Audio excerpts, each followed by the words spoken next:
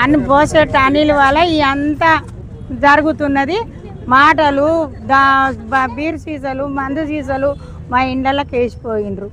మేము జర్ర అయితే ఒకటో వాడు జర్ర అయితే మా కొడుకు నాకు తలుగుతుండే. మరి మేము ఏం చేయాలి ఏం కదా, మా పానానికి అయితే భయం ఉందయ్యా. మీరు ఏం చేస్తారో చేయండి. ఇక పోసేట అనిల్ తరపున మనుషులు అంటే ఒకటో వాడు గెలవలేదు కాబట్టి రెండో వాడు గెలిచింది. అందులోకెళ్ళి వచ్చి ఇక్కడ మాట్లాడిండు.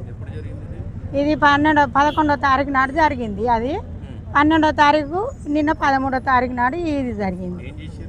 బీర్ సీసాలు మందు సీసాలు అన్ని పిల్లలు రాళ్ళు రప్పలు అన్నీ. ఇక ఈ అమ్మ మీరు ఎంత ఉంటారో చూడుండ్రి. ఇక ఏ పాట ఉంటారో ఉండుర్రిగా.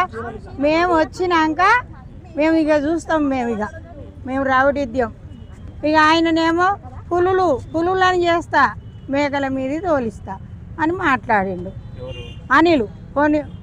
పోసేట అనిల్ ఉన్నాడు.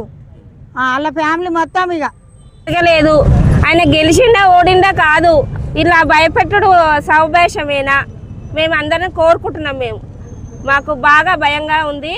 మీరు ఏం చేశారో ఇక పోంచేటి అనిల్ కుమార్ మంచివారే, కానీ మరి ఇలా చేయడం కరెక్ట్ కాదు కదా.